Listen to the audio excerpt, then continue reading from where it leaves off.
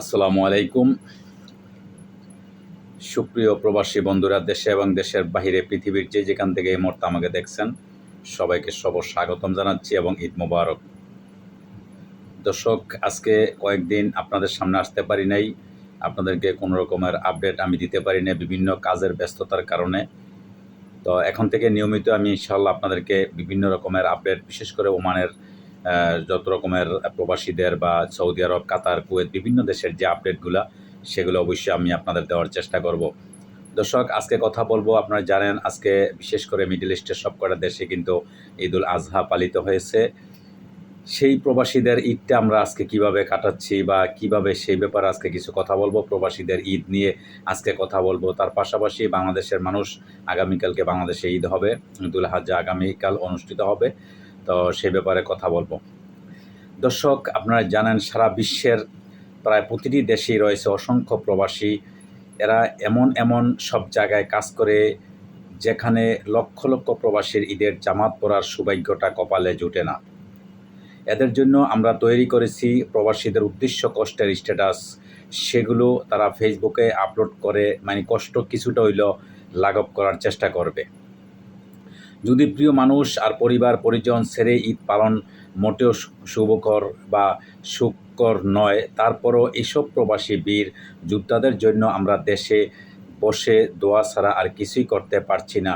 তাই সব রেমিটেন্স যোদ্ধা ভাইদের প্রতি রইল শ্রদ্ধা এবং ঈদ মোবারক। আমরা যারা প্রবাসে দুঃখ লুকিয়ে মুখে হাসি, ঈদের দিনেও মাঝে দেখি না, মনের কষ্ট বলতে কারো কাছে পারি না। প্রবাসীদের ঈদ মানে চোখের কোণে জল, কেউ দেখে না সেই জলে কত দূর ডল। প্রবাসীদের ঈদ মানি লম্বা একটা ঘুম, প্রবাসীদের ঈদ মানি শুধু পাশের রুম। ঈদ আসলেই প্রবাসীদের বালিশ ভিজে চোখের জলে, প্রবাসীদের দুঃখে কষ্টে কয়জনের মন গলে। রাতে আসি সকালে যাই, দুপুরবেলা খাবার খাই, কাজে কাজে জীবন শেষ, এরই নাম যে বিদেশ।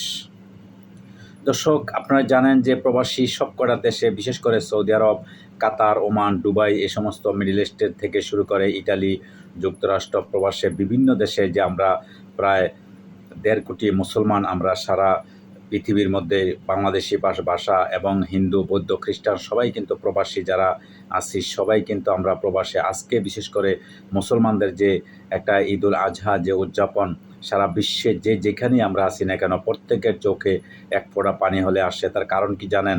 কারণ হচ্ছে সবাই কিন্তু আমরা আমাদের স্ত্রী, সন্তান, মা বাবা, আমাদের প্রিয়জন, যাদের জন্য শরীরের রক্তগুলা পানি করে এই প্রবাসে বছরের পর বছর আমরা শেষ করে দিচ্ছি, আমাদের নিজের জীবনটাকে শেষ করে দিলাম শুধু একমাত্র এই ফ্যামিলির জন্য। ফ্যামিলি একমুঠো ভাত খাবে, সুন্দরভাবে আরামে আয়েশে থাকবে, তাদের সুখের জন্য চিন্তা করে, তাদের সুখের সব সময় কিন্তু আমরা চিন্তা করে আমাদের নিজের শরীরের প্রতি পর্যন্ত আমরা যত্ন নিতে পারি না। সেই প্রবাসে আমরা থেকে আজকে সেই ঈদটা পর্যন্ত অনুভব করতে পারি না। যে ঈদের যে আনন্দটা, যখন ঈদের দিন আসে তখন ঈদের আগের দিন থেকেই আমাদের শুরু হয়ে যায় জ্বালাপোড়া, আমাদের শুরু হয়ে যায় যন্ত্রণা, যে হায়রে আজকে দেশে যদি থাকতাম কত আনন্দ হইতো, দেশের সবাইকে, সপরিবারকে সাথে নিয়ে আজকে ঈদ উদযাপন করতে পারতাম। কিন্তু দুর্ভাগ্য আমাদের সেই প্রবাসী, কিন্তু সেই প্রবাসীদেরকে আমাদেরকে কেউই কী করে না, মূল্যায়ন করে না। আমরা যে এত কষ্ট করে টাকা পয়সা পাঠাই দেশে, বা এত সুখ শান্তি সব কিছু আমরা বিসর্জন দিয়ে আমরা প্রবাসে পড়ে থাকি কিসের জন্য? শুধু ফ্যামিলির জন্য, ফ্যামিলি দেশের জন্য, যাতে ফ্যামিলি একটু ভালো থাকে। কিন্তু সেই ফ্যামিলি কিন্তু আমাদের সাথে মাঝে মাঝে, সব ফ্যামিলি না, কিছু কিছু ফ্যামিলি আছে আমাদের সাথে এমন কিছু ব্যবহার করে যেটা আসলে মেনে নেওয়া সম্ভব না।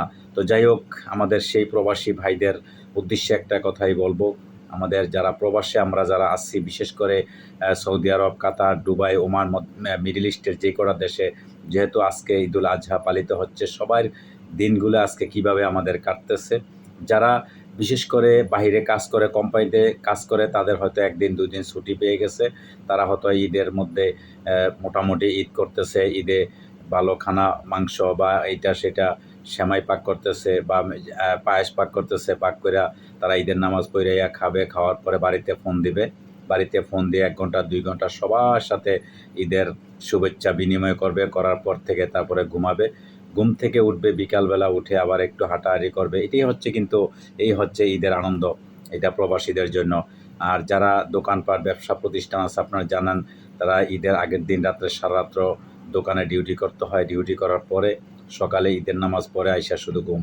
এই ঘুমটাই হচ্ছে সবচেয়ে গুরুত্বপূর্ণ, এটাই হচ্ছে সবচেয়ে আমাদের জন্য সবচেয়ে ইম্পর্টেন্ট, কারণ ঘুমটাই মানুষের, আপনারা জানেন যে এটা একটা স্বাস্থ্য, শরীরের জন্য সব কিছু উপকৃত।